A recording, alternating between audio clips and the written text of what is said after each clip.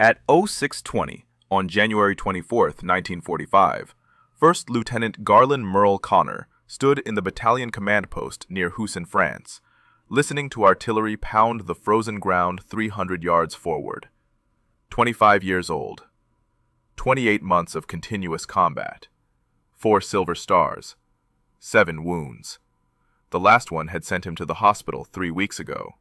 He checked himself out early when he heard 3rd Battalion was moving to the Colmar pocket. Now 600 German infantry and 6 Mark VI Tiger tanks were forming up for a counterattack. Conner could hear the engines. Deep, rumbling diesels that shook the walls of the farmhouse they were using as headquarters. 3rd Battalion had been bleeding for weeks. The Colmar pocket was a 45-mile German salient west of the Rhine, and High Command wanted it eliminated before the spring offensive into Germany. The problem was the weather. 10 degrees below zero most nights, snow 3 feet deep in places, and the Germans were dug in hard. Conner's battalion had already lost 83 men in the past 10 days. Frostbite took almost as many as enemy fire. The German 19th Army was defending every inch of frozen ground with veteran troops who knew this was their last chance to stop the American advance. 3rd Battalion's forward line was spread thin. Too thin. Company K held the left flank with maybe 70 effectives. Behind them, another 100 riflemen in reserve positions. Behind that, the artillery batteries that were supposed to keep them alive. The problem was visibility. Forward observers couldn't see the German assembly areas through the morning fog and smoke from burning buildings in Houssen. The battalion commander, Lieutenant Colonel Lloyd Ramsey, stared at the map on the table. He needed someone forward, way forward. Someone who could call artillery fire directly onto the German tanks before they overran Company K's positions. Ramsey looked up. His eyes found Conner. Conner had been a forward observer before his promotion to intelligence officer. He knew artillery fire procedures better than anyone in the battalion. He also knew what Ramsey was about to ask was likely a death sentence. If you want to see how Conner's decision turned out, please hit that like button. It helps us share more forgotten stories from the men who saved democracy. Subscribe if you haven't already. Back to Conner. Ramsey didn't waste words. They needed an observer forward of the line. Someone who could see the German advance and direct fire. Radio wouldn't reach the batteries from that far out. Too much interference from all the artillery. The observer would need to run telephone wire, 400 yards, through the impact zone, through German artillery fire that was already tearing apart the forward positions. Conner volunteered. No hesitation. He grabbed a field telephone and 800 yards of wire on a spool. Private Robert Dutil volunteered to go with him. 2 men, 1 mission. Get forward and stop 600 Germans and 6 Tiger tanks. At 0645, Conner stepped out of the command post into hell. German artillery was walking across the American positions. Trees exploded. Shrapnel screamed through the air. Conner started running. Dutil followed, unreeling wire as they went. And Conner knew that in about 10 minutes, he'd either be calling fire on the most important target of his life, or he'd be dead. Conner ran through smoke and fire. Behind him, Dutil struggled with the wire spool, paying out line as fast as he could. German 105s were landing every 15 seconds, close enough that Conner felt the pressure waves slam his chest, close enough that dirt and shrapnel rained down on his helmet. 300 yards to the American forward line, then another 100 beyond that to where Conner needed to be. He needed to see the German assembly area. He needed clear line of sight to the Tiger tanks. A shell hit 30 yards to his left. The blast threw Conner sideways into frozen mud. His ears rang. He couldn't hear anything except a high-pitched whine. But he got up, kept running. The wire was still paying out behind him. That meant Dutil was still alive back there, still moving. 200 yards. Trees were coming apart. German artillery was systematically destroying every piece of cover between the command post and the forward positions. Branches fell. Trunks split. 1 oak tree took a direct hit and disintegrated into splinters that flew horizontally through the smoke. Conner hit the ground, crawled 20 yards, stood up, ran again. At 0652, he reached Company K's forward line. Riflemen were huddled in their positions, heads down, waiting for the artillery to lift. That's when the German infantry would come. That's when men would die. Conner didn't stop. He kept going forward, past the riflemen, past the last American positions, into no man's land. 100 yards ahead, through the morning fog, Conner could see the German lines, and beyond that, the dark shapes of Tiger tanks. 6 of them, 56 tons each, 8.8 centimeter main guns that could destroy a Sherman from 2,000 yards. They were forming up for the assault. Conner found a shallow irrigation ditch 30 yards in front of the American line. It was maybe 18 inches deep. Not enough to stop bullets, barely enough to stop shrapnel. But it gave him the one thing he needed: line of sight. He dove into the ditch, set up the telephone, cranked the handle. The line was still good. Command post answered immediately. Conner gave them his position, told them he could see the entire German assembly area. 6 Tigers, estimated 600 infantry forming up behind them, range approximately 1,000 yards. The artillery liaison officer came on the line, asked Conner if he was sure about his position. 30 yards in front of the American line, in the open, with 600 Germans about to advance directly toward him. Conner confirmed. He was sure. The liaison officer asked what fire mission Conner wanted. Conner looked at the German lines, looked at the Tigers starting to move, looked at the infantry climbing out of their positions, all of them heading straight for him, for Company K, for 3rd Battalion. He gave coordinates: battery fire, high explosive, converged sheaf pattern, repeat fire at will until he said stop. The first rounds would arrive in 90 seconds. The German infantry started walking forward. Conner pressed himself into the frozen mud at the bottom of the ditch. He had a submachine gun, 45 rounds, a telephone, and about 60 seconds before the first German soldier would be close enough to see him lying there, close enough to throw a grenade, close enough to end this before it even started. The first American shells arrived at 0700. Conner heard them coming.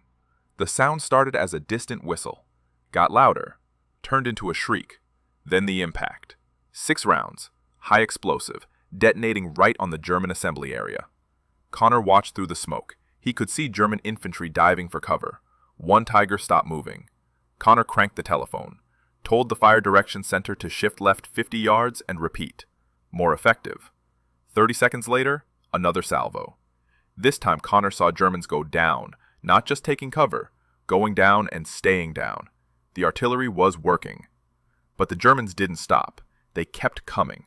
600 men don't turn around because of artillery fire, not when they're veteran troops, not when they've been ordered to break through at any cost.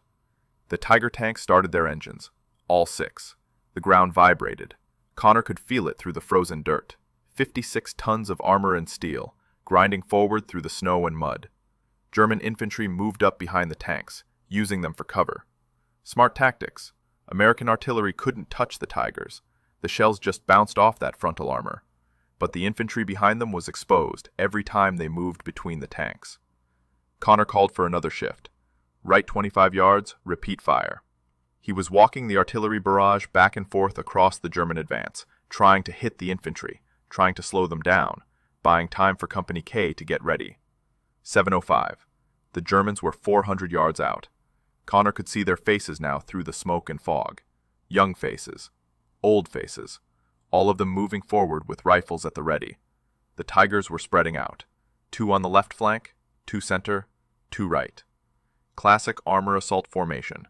They'd hit the American line in 3 places simultaneously. Overwhelm the defense, break through, roll up the flanks. Conner adjusted fire again. He was bringing the artillery closer. 300 yards now between the impact zone and his position. Company K riflemen could hear the shells going over their heads, landing on the Germans, but not stopping them. 7:15. Germans at 200 yards. Conner could hear them shouting to each other, officers giving orders, NCOs pushing the infantry forward, machine guns starting to fire. Bullets cracked over Conner's ditch. He pressed lower. A Tiger fired its main gun. The sound was enormous. The shell hit somewhere behind Conner, behind the American line. The Germans were ranging their guns, finding targets. In another minute they'd have the range perfect. Then they'd systematically destroy every American position they could see.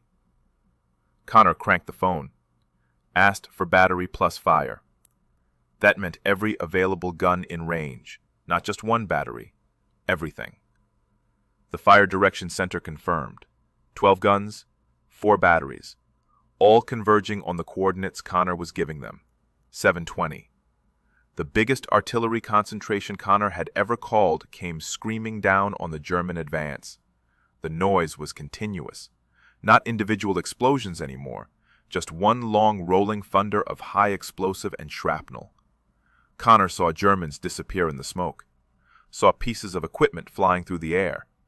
But the Tigers kept coming, and behind them, the infantry that survived kept moving forward, getting closer, closer. 150 yards now. Then Conner heard something that made his blood freeze. German voices. Close. Too close. Not out front with the main advance. Behind him. Germans had infiltrated around his left flank. They were between him and the American line, and they were moving toward his ditch. Conner didn't move, didn't look back. He kept the telephone to his ear and kept adjusting fire on the main German advance. If he turned around to deal with the infiltrators, the Tigers would break through. If he ignored the infiltrators, they'd kill him in the next 60 seconds. He chose to ignore them. 725. The German voices were maybe 20 yards behind his ditch. Conner could hear boots crunching in frozen snow, could hear equipment rattling. 3 men, maybe 4, moving carefully, trying to find the American forward observer they knew had to be somewhere out here, calling in all this artillery. Conner cranked the phone, whispered the next fire correction. The Fire Direction Center acknowledged. More shells came down. The main German force was at 100 yards now, close enough that Conner could see the eagles on their helmets, close enough that machine gun fire was hitting all around his position. The infiltrators behind him stopped moving. They'd heard something. Maybe heard Conner on the phone. Maybe saw the wire running from his ditch back toward the American lines. Conner heard a German voice say something sharp, an order, then boots running. Conner grabbed his submachine gun with his left hand, kept the telephone in his right. The Germans came around the edge of the ditch, 3 of them, rifles up. They saw Conner at the same instant he saw them. Conner fired first, half a magazine, 45 caliber rounds at 10 yards. All 3 Germans went down. But the noise had given away his position to everyone within 200 yards. Germans in the main advance started shifting fire toward his ditch. Bullets tore into the frozen earth. Shrapnel from a near miss peppered the ground 6 feet from Conner's head. He went back to the telephone, called for fire closer, much closer. The Germans were at 75 yards now. The Tigers were at 100. In another minute they'd be on top of the American positions, on top of Conner. 7:30. A German machine gun found Conner's ditch. Bullets walked across the ground in front of him, behind him, all around him. Dirt kicked up in his face. He couldn't lift his head without getting shot. But he didn't need to see any more. He knew where the Germans were, right in front of him, getting closer every second. Conner called for fire danger close. That meant artillery landing within 600 yards of friendly positions. The Fire Direction Center hesitated, asked Conner to confirm. Conner confirmed. He gave new coordinates. The impact zone would be 50 yards from his position, 50 yards from the American line, right on top of the advancing Germans. The artillery came down like the end of the world. Conner felt the concussion through the ground, felt his teeth rattle. Dirt and frozen mud rained down on him. The noise was so loud he couldn't hear the telephone operator trying to talk to him. But the Germans kept coming. They were at 50 yards, then 40, then 30. Conner could see individual soldiers now, could see their uniforms, their weapons, their faces twisted with effort and fear and determination. A Tiger broke through the smoke 25 yards in front of Conner's position. Its main gun traversed left, then right, looking for targets. The commander's hatch was open. An officer stood in the turret with binoculars, scanning the American lines, looking for the forward observer who was tearing his advance apart. The officer's binoculars stopped moving. He was looking directly at Conner's ditch. The Tiger commander raised his hand, pointed directly at Conner's ditch. The turrets started to traverse. That 8.8-centimeter gun was coming around. In 5 seconds, it would be aimed directly at Conner. In 10 seconds, there would be nothing left of him but a crater. Conner cranked the telephone. Didn't wait for the Fire Direction Center to acknowledge, just started talking. Gave new coordinates, his own position. Asked for all batteries, maximum rate of fire. Told them to blanket his position with everything they had. The operator on the other end hesitated. Asked Conner to repeat. Those coordinates would put the impact zone directly on top of the forward observer. Directly on top of Conner. Conner repeated the order. Said it clearly. Said it twice. Then added one more thing. Keep firing until he told them to stop. Even if they lost contact. Even if the line went dead. Keep firing. The operator acknowledged. Said the fire mission was on the way. Said it would arrive in 45 seconds. Said good luck. Conner dropped the phone. Pressed himself into the bottom of the ditch. Made himself as small as possible. 45 seconds. The Tiger's gun was almost in position. German infantry were at 20 yards. Conner could hear their boots, their voices, their equipment. Then he heard something else. The whistle. Getting louder. Getting closer. The entire American artillery group converging on his position. 12 guns, all firing for effect. All aimed at the same coordinates.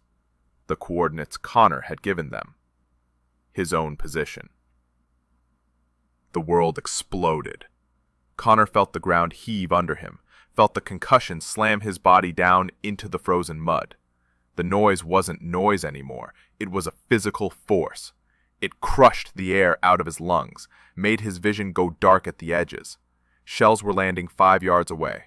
3 yards, right on the edge of his ditch.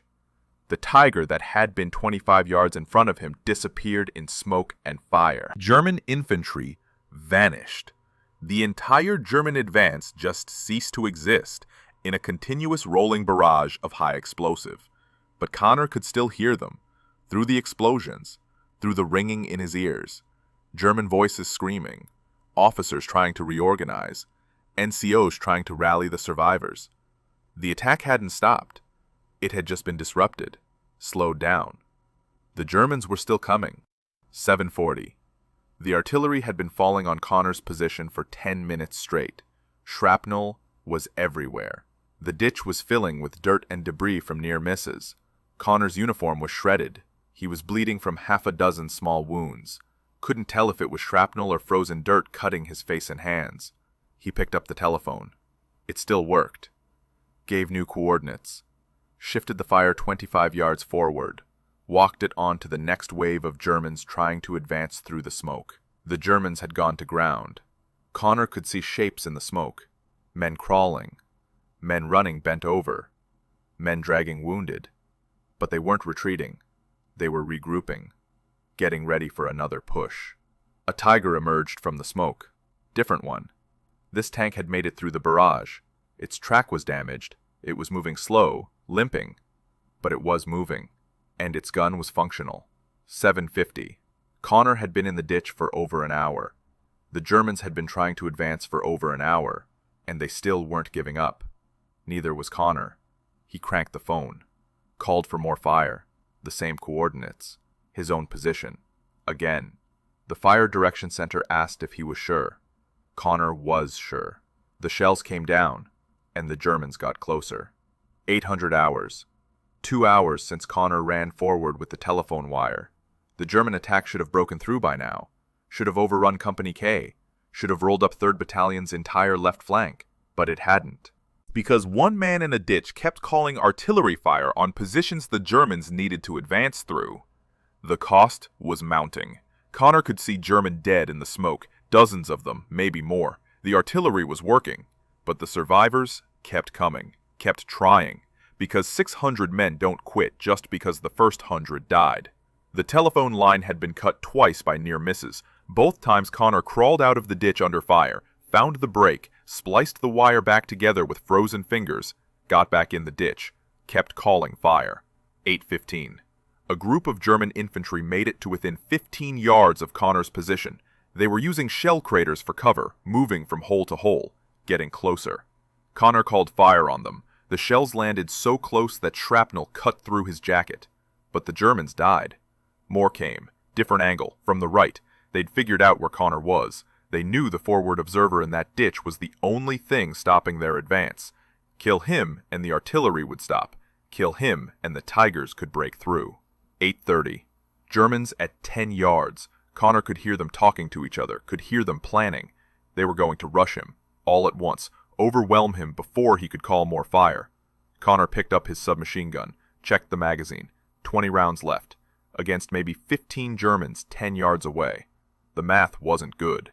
He cranked the telephone instead, called for fire on his own position. Third time. The fire direction center didn't even question it anymore. They just acknowledged and sent the shells. The barrage came down. Conner felt heat wash over his ditch, felt the pressure, felt pieces of Germans hit the ground around him. When the smoke cleared, the infantry at 10 yards were gone. But more kept coming. The Tigers kept coming. The attack kept coming. The Germans had committed to this assault. They were going to break through or die trying. Most of them were dying, but they weren't stopping. 8:45. A German soldier appeared at the edge of Conner's ditch, 5 yards. Close enough that Conner could see the kid wasn't even 20 years old, could see the fear on his face, could see him raising his rifle. Conner shot him, point blank. The German fell backward into the snow. 2 more appeared, same distance. Conner shot them both. His submachine gun clicked empty. He dropped it, picked up the telephone, called for more fire. The Germans 5 yards away were the advanced scouts. Behind them were more. Always more. The artillery came down. Conner's ditch was filling with shell fragments, with frozen dirt, with debris. He was lying in 3 inches of mixed ice and mud and blood. His blood. German blood. He couldn't tell anymore. 900 hours. 3 hours since Conner had run forward with the telephone wire. Company K was still holding. 3rd Battalion's line was intact. The German attack was stalling, breaking up, losing momentum. But they weren't retreating. Not yet. The Tigers were still moving forward, still trying to find a way through, and the German infantry was still trying to kill the American forward observer who wouldn't die. Conner cranked the telephone, asked how much ammunition the batteries had left. The fire direction center said they were running low. Maybe 20 more minutes of sustained fire. Maybe. Conner looked at the Germans advancing through the smoke.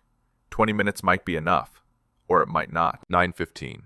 Conner heard something different in the German voices. Not orders anymore. Not rally calls. Arguments. Officers arguing with NCOs. NCOs arguing with enlisted men. The attack was breaking down. Not from lack of courage, from arithmetic. Too many dead. Not enough survivors to continue the assault. A Tiger tried one more push.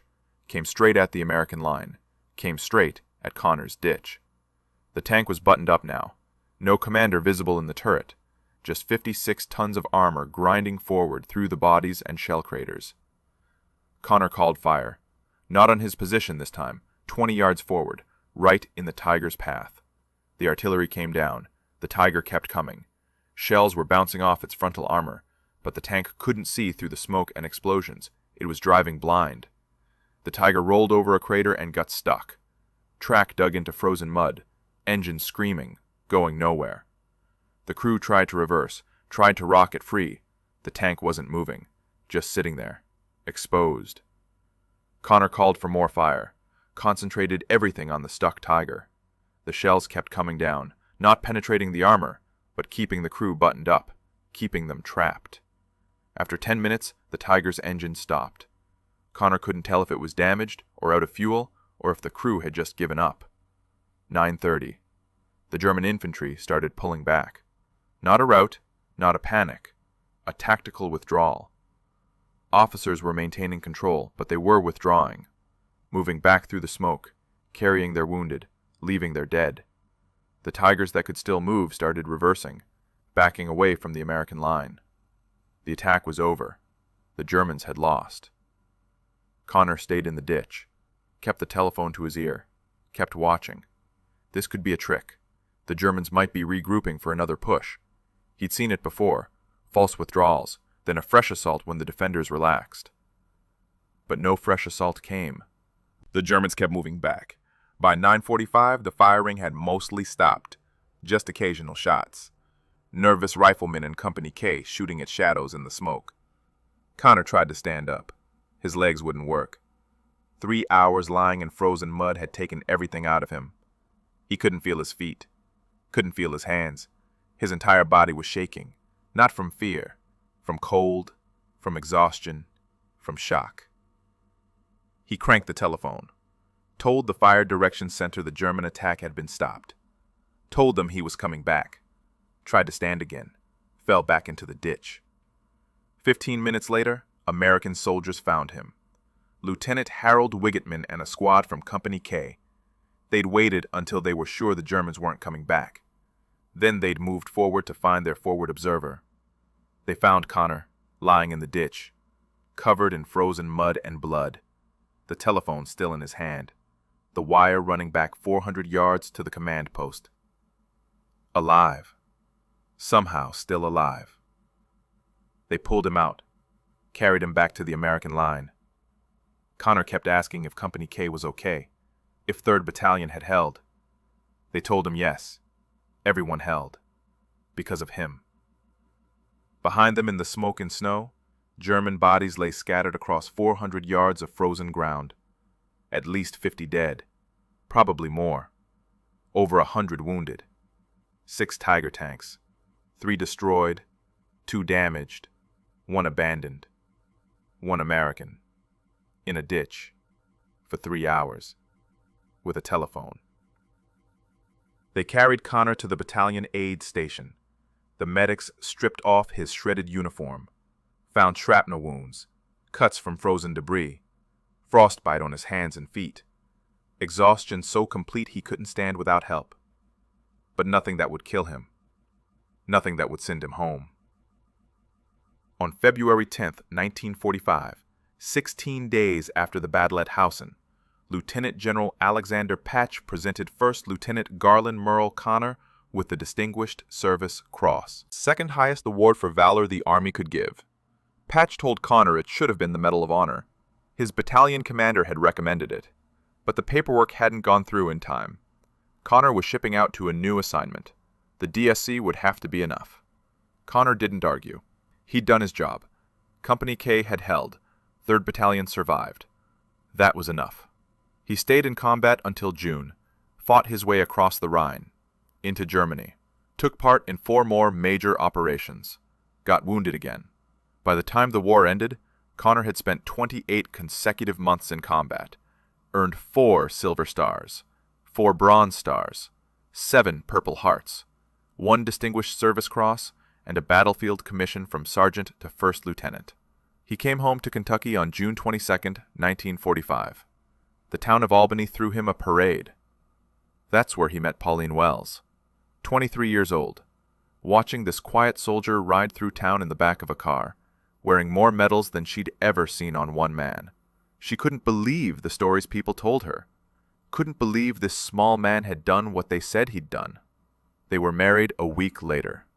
Married for 53 years. Raised 1 son. Ran a 36-acre farm. Conner never talked about the war. Told people he'd left those memories across the Atlantic Ocean. Told Pauline he wanted to forget. He died November 5th, 1998, age 79. Kidney failure and diabetes. His medals were in a cardboard box in the back of a closet. 2 years before his death, a veteran named Richard Chilton contacted the family. Chilton was researching his uncle who'd served with Conner at Anzio. He asked to see Conner's service records, found the Distinguished Service Cross citation, found the recommendation for the Medal of Honor that had never been processed, found witness statements from officers who'd been there at Houssen. Chilton started a campaign. Pauline joined him, then historians, then Kentucky lawmakers, then national veterans organizations. For 22 years, they fought the Army bureaucracy, fought the regulations that said Medal of Honor applications had to be submitted within 3 years of the action, fought a federal court that ruled against them in 2014. They kept fighting, kept presenting new evidence, kept telling Conner's story. On March 29, 2018, the White House announced President Trump would present the Medal of Honor to First Lieutenant Garlin Murl Conner. On June 26, 2018, 73 years and 5 months after Conner spent 3 hours in a frozen ditch calling artillery fire on his own position, his widow accepted the Medal of Honor. Pauline was 89 years old. Their son Paul stood beside her. Grandchildren and great-grandchildren filled the East Room of the White House. If this story moved you the way it moved us, do me a favor, hit that like button. Every single like tells YouTube to show this story to more people. Hit subscribe and turn on notifications. We're rescuing forgotten stories from dusty archives every single day. Stories about forward observers who saved battalions with telephones and courage. Real people, real heroism. Drop a comment right now and tell us where you're watching from. Are you watching from the United States, United Kingdom, Canada, Australia? Our community stretches across the entire world. You're not just a viewer. You're part of keeping these memories alive. Tell us your location. Tell us if someone in your family served. Just let us know you're here. Thank you for watching. And thank you for making sure Garlin Murl Conner doesn't disappear into silence. These men deserve to be remembered, and you're helping make that happen.